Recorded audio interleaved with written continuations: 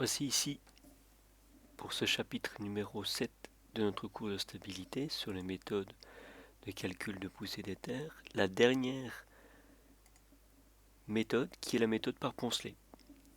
Alors, cette méthode par Poncelet se base, comme on l'avait vu par Coulomb, sur 5 hypothèses qui sont relativement exactement presque similaires et identiques.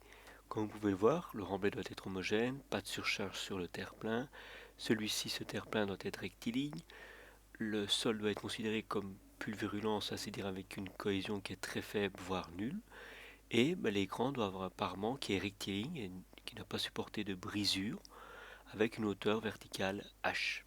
La seule différence que l'on va avoir ici par rapport à la schématisation via la méthode de Poncelet, c'est que la hauteur h que l'on prend en compte ici dans le calcul, c'est la longueur oblique du parement. Cette longueur-ci, ce n'est plus comme dans Coulomb, la hauteur verticale, c'est la longueur oblique. Vous le voyez, la poussée P, dans ce cas-là, sera inclinée quand on a un parement lisse d'une valeur lambda qui est le fruit de notre mur. Ça s'appliquera toujours de la même manière à un tiers de la hauteur oblique quand il n'y a pas de présence de surcharge sur le terre-plein. De cette manière, une fois qu'on a calculé la valeur de P, on peut calculer ce qui s'appelle les composantes de P, donc à savoir Px et Py, les composantes horizontales et verticales de cette force de poussée. La deuxième différence par rapport à la méthode de Coulomb, c'est qu'ici le coefficient de poussée c'est K gamma. Ce n'est plus Ka, mais c'est K gamma. C'est un coefficient de poussée propre à la méthode de Poncelet. Donc ici on a fait la première étude avec un écran qui est lisse. Maintenant, si l'écran est rugueux, la seule différence c'est qu'on incline un peu plus fort notre poussée P d'une valeur de delta égale à 2 tiers de phi, la valeur de la rugosité de notre parement.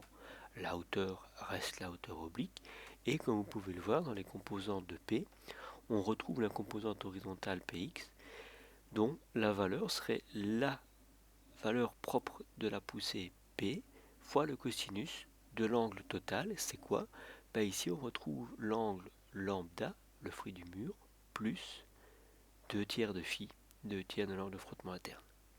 Et pour Py, c'est la composante verticale avec la fonction sinus de lambda plus 2 tiers de phi.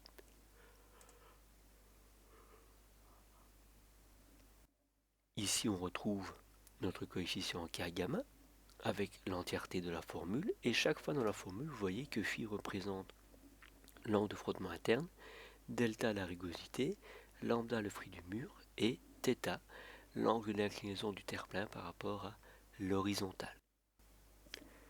Maintenant, on va essayer de passer outre une des hypothèses de la méthode de Poncelet qui était de dire qu'on ne pouvait appliquer de surcharge sur notre terre-plein. Donc ici, on va essayer de voir comment on va pouvoir travailler avec la méthode de Poncelet tout en essayant de passer outre cette hypothèse. Pour ça, on va essayer de travailler avec le triangle de terre en vert OAB. Et dans ce triangle de terre, c'est ce triangle de terre qui partirait en glissement avec le mur lorsque l'on serait à l'état actif et qu'il y aurait donc déplacement du mur vers la gauche. Dans ce schéma, il est important de bien visualiser deux grandeurs. La première grandeur est la grandeur ici, petit h, donc cette distance-ci. Alors, petit h, qu'est-ce que c'est? Petit h, c'est la longueur du parement oblique par Poncelet qui va du point O vers le point A. Donc c'est la longueur du parement oblique. La deuxième grandeur à faire attention, c'est cette droite ici en rose, qui est la grandeur grand H et qui représente, lui, la hauteur du triangle de terre OAB. Donc, nous ici, on a déjà vu ça dans la méthode de Coulomb, on s'est dit que, en fait, placer une surcharge sur un terre-plein, ce serait en fait quasi la même chose que remplacer cette surcharge par une bande de terre que je viendrais placer sur le terre-plein et qui aurait le même effet que la surcharge petit q que vous voyez sur le schéma. Donc si je mets une bande de terre au-dessus du terre-plein AB, ça veut dire que j'alourdis encore un peu plus la quantité de terre dans mon triangle OAB. Et donc, je passe d'un point volumique dans mon triangle de terre OAB à un point volumique qui est gamma plus 2 fois la surcharge Q sur la hauteur du triangle de terre OAB, et cette hauteur de triangle de terre c'est H. Donc on voit ici que pour calculer la poussée qui a un indice S pour le sol plus Q pour la surcharge, donc un sol qui subit l'action d'une surcharge sur son terre-plein, ben on reprend la formule que l'on connaît par Poncelet, K gamma plus lequel gamma, ben le gamma qui prend en compte la présence de la surcharge, et donc dans la formule ça s'appelle S plus Q, mais en réalité c'est le gamma que l'on a ici OAB qui vaut gamma plus 2Q sur H, fois la hauteur oblique petit h au carré, qui est cette hauteur oblique ici, divisé par 2. Et donc ce que je vais faire maintenant, je vais en fait scinder cette expression en deux. Donc je vais d'abord prendre le poids volumique du sol qui est présent dans le triangle OAB, je vais le mettre ici, et je vais ajouter à cela une deuxième expression qui prend en compte l'application de la surcharge Q en faisant K gamma fois 2Q sur H fois le petit h au carré divisé par 2. Après simplification, il me reste cette expression-ci. Donc on voit bien ici que quand je développe l'expression du nouveau gamma, j'ai une première partie ici en vert qui matérialise quoi? Qui matérialise uniquement l'action de la poussée due au terre. Et j'ai un deuxième terme ici en orange qui matérialise lui uniquement la poussée sur le mur due à la présence de la surcharge. Mais ce qui m'embête un peu dans cette expression, c'est que j'ai encore la présence dans le rapport petit h sur grand H de cette valeur grand H.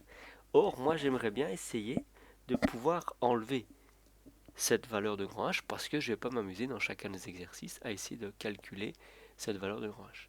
Donc pour ça, je dois passer dans ce triangle-ci par une des fonctions trigonométriques qui serait la fonction trigonométrique cosinus. De cette manière, j'atterris ici à cette expression-ci où en fait j'ai supprimé dans la deuxième partie que vous voyez là-bas le rapport petit h sur grand H en faisant intervenir cosinus de lambda moins θ. Ainsi, en faisant apparaître cette fonction cosinus de lambda moins θ, on va, entre guillemets, faire découvrir un nouveau coefficient qu'on appelle KQ, qui est un coefficient de poussée influencé par la présence d'une surcharge sur le terre-plein. Et ce coefficient KQ, c'est le coefficient de poussée K gamma par Poncelet, divisé par le cosinus de lambda moins θ. Lambda est le fruit de notre parement et θ l'angle d'inclinaison de notre terre-plein. De cette manière-là, je simplifie beaucoup plus l'expression, et tout ceci, je le remplace par KQ, que l'on voit ici. Et j'ai au final la formule de la poussée par Poncelet quand je suis en présence d'un sol qui subit l'action d'une surcharge. Et c'est égal à K gamma fois le gamma du sol fois la longueur oblique au carré divisé par 2 plus KQ qui est ici défini fois la valeur de la surcharge fois toujours le petit h, la longueur de notre parement oblique en contact avec le sol. Donc là, ça c'est pour calculer la valeur de la poussée par Poncelet en présence de la surcharge. Maintenant, si on veut calculer la valeur de la pression, donc là vous voyez que j'inscris maintenant petit p, indice S plus Q, c'est égal à K gamma fois le gamma du sol fois le H, toujours la longueur du parement orbique, plus KQ fois Q. Et là, on voit qu'en fait, cette valeur d'expression de petit p indice S plus Q ça va nous permettre de calculer en fait les contraintes à plusieurs endroits dans le sol. Donc ça, cette expression va déjà en fait faire sauter une des hypothèses qui était mise au départ, qui était normalement le fait qu'on n'autorisait pas de surcharge sur le terre-plein. Or, on a vu qu'avec cette expression-ci et l'artifice de calcul, on arrive à lever une des hypothèses. Et maintenant, on va essayer de lever une deuxième hypothèse qui disait que on ne pouvait pas avoir plusieurs sols de nature différente derrière le mur. Or, grâce à cette formule, en bleu, on peut calculer les pressions à différentes profondeurs et à différentes couches de séparation entre les strates. Voici ici un exemple qui vous est montré. Donc le but, c'est de trouver la valeur de la pression totale qui s'applique sur notre mur en présence de différentes couches de sol. On a un premier sol avec un certain poids volumique et un frottement interne. Même chose pour le deuxième, même chose pour le troisième. Vous avez les longueurs ici sur le côté. Et on va essayer de s'attarder maintenant avec la présence d'une machine hydraulique, une Caterpillar, avec une certaine pression. On va essayer de s'attarder sur le diagramme des pressions. Pour cela, on va d'abord calculer les premiers coefficients K gamma 1 qui sont les mêmes que K gamma 2 et K gamma 3. Et après calcul, on obtient 0,334 et 0,280. Comme on est en présence d'une surcharge, on va devoir calculer KQ en faisant K gamma 1. C'est sur le premier sol que s'applique notre surcharge, donc on prend K gamma 1 sur le cosinus de lambda moins θ. J'ai pas de fruit et pas d'inclinaison de terre-plein, donc sur le cosinus de 0. Donc KQ vaut le premier coefficient de poussée K gamma 1, à savoir 0,334. Et après, je continue en fait l'utilisation de ma formule en disant que lorsque je suis au niveau du terre-plein, j'ai la pression qui vaut juste KQ fois Q. Pourquoi est-ce que j'ai uniquement KQ fois Q? Il faut réfléchir avec la formule que vous avez maintenant dans l'encadré. Si je reprends l'expression, quand je suis au niveau du terre-plein, la profondeur à laquelle je me situe, c'est 0 mètre. Donc le H, quand je descends le long de ce parement oblique, je descends de 0 mètre. Donc cette expression-là n'existe plus. Il ne me reste plus que KQ fois Q. Au bas de la couche 1, qu'est-ce que j'ai? J'ai le coefficient K gamma 1 fois le poids volumique gamma 1 fois H1, 0,30 mètres, plus les 8,35 KQ fois Q. Quand je suis au sommet maintenant de la couche 2, qu'est-ce que j'ai? Je suis à K gamma 2 fois H2 plus KQ fois Q. Quand je suis au bas maintenant de la couche 2, je suis à K gamma 2 fois la longueur totale de ma deuxième couche qui est de 2,15 mètres, ce que vous observez ici. Plus, bien évidemment, K gamma 1 fois gamma H1 plus KQ fois Q. Donc on voit que on sait avancer en termes de valeur dans notre sol. Si je reprends exactement la même idéologie mais que j'arrive au niveau de la couche numéro 3, c'est K gamma 3 fois le gamma 2 H2, l'influence du deuxième couche sur la troisième, plus gamma 1 H1 plus KQ fois Q.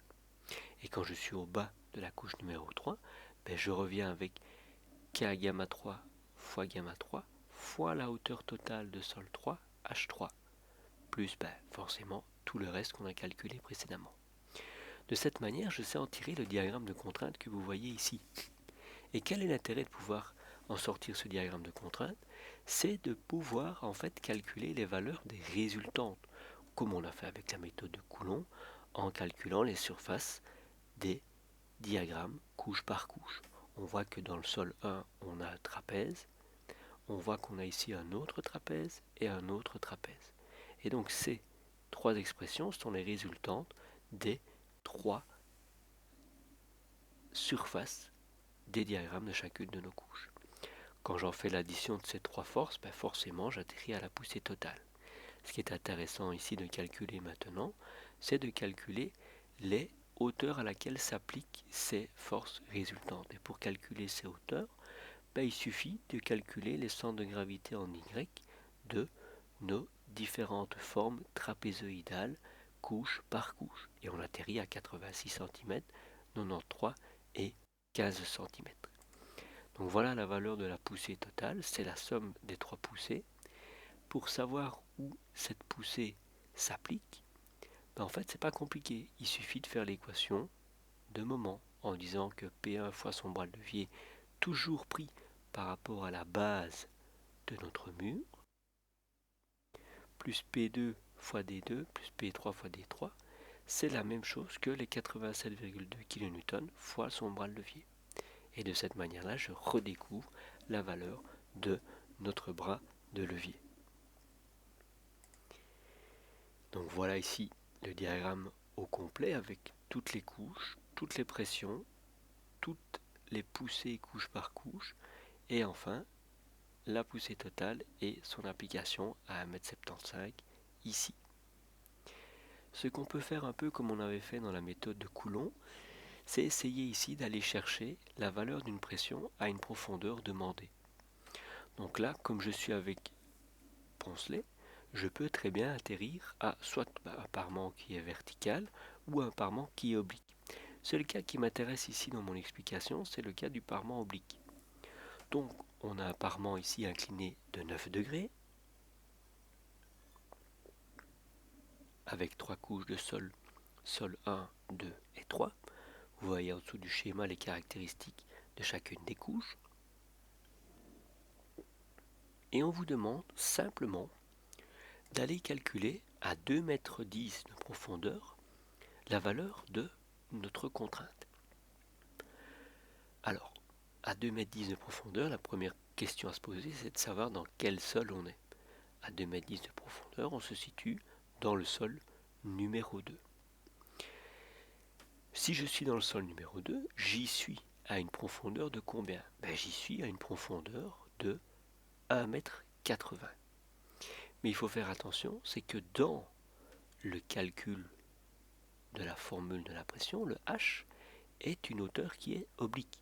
Donc je vais devoir, en fonction du fruit, calculer la valeur de H2 précisément en faisant la valeur verticale de profondeur 1,80 m sur le cosinus du fruit du mur, qui est de 9 degrés.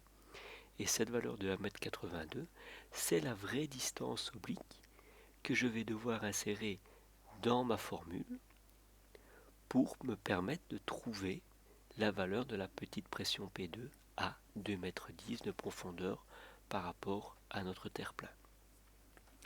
Mais si forcément il n'y avait pas eu de fruit de mur, forcément les longueurs petit h sont les profondeurs verticales, c'est tout. Mais cet exemple-ci était là pour vous préciser qu'il faut faire attention.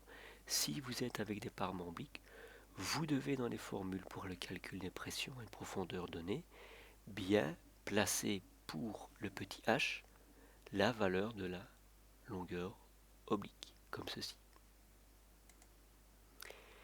Dernier cas rencontré ici, c'est quand on a un terre-plein qui est brisé. Même chose, on ne pouvait pas avoir dans les hypothèses par Poncelet de terre-plein brisé. Or, on va essayer de modifier en fait cette restriction et d'essayer de trouver une astuce. L'astuce, elle n'est pas très compliquée. Quand vous regardez et que vous analysez ici l'exemple rencontré, vous avez trois sols, chacun avec une hauteur bien établie, où le premier est brisé. Et on calcule ça sur une profondeur, sur une profondeur, on va dire, de 14 mètres. Donc vous le voyez ici. On se dit, voilà, l'influence de la poussée des terres se fait sur cette distance de 14 mètres. La première des étapes à faire pour sauter cette hypothèse de calcul est de se dire, en fait, cette partie ici, située au-dessus de mon mur, je vais la transformer en deux surfaces, S1 et S2. Pour ça, il faut que je connaisse la valeur de la hauteur qui ici vaut 1,60 m. Puisqu'on connaît les 15 degrés d'inclinaison, on connaît dans ce cas-là la valeur de 1,60 m qui est la hauteur de nos terres. Je vais calculer S1 et S2 et j'arrive à 17,6 mètres carrés. Et je me dis, si je veux remplacer ce terre-plein brisé par un terre-plein rectiligne, ben je vais me dire, les 17,6 mètres carrés, sur les 14 mètres de long, je vais remplacer cette brisure par une bande de terre d'une hauteur de combien? Ben de 14 fois 1,26 m, qui représenterait la même quantité de terre que la surface bleue S1 et la surface brune S2, mais mise de manière horizontale et droite. Donc ça veut dire que par rapport au cas précédemment rencontré où la hauteur du sol 1 après brisure était 2,70 m, on se retrouve avec un sol qui est horizontal sur toute la longueur des 14 mètres, mais qui a diminué en hauteur et qui est maintenant de 2,36 m. Donc ça, c'est très important de comprendre qu'avant la brisure, on avait une hauteur de 2,70 m et on a transformé ce terre-plein brisé en un terre-plein horizontal, mais qui ne vaut plus que 2,36 m. Donc, quand on calculera ici les diagrammes de pression dans des cas similaires, qu'on aura fait la transformation comme c'est le cas ici à 2,36 m, on devra dans ce cas commencer l'allure des diagrammes de contrainte au niveau même de notre nouveau terre-plein virtuel ici. Donc on démarrera le diagramme de contrainte qu'à partir de ce point ici qui est le terre-plein virtuel. Ceci clôture votre dernière partie du chapitre numéro 7 sur la méthode via Poncelet.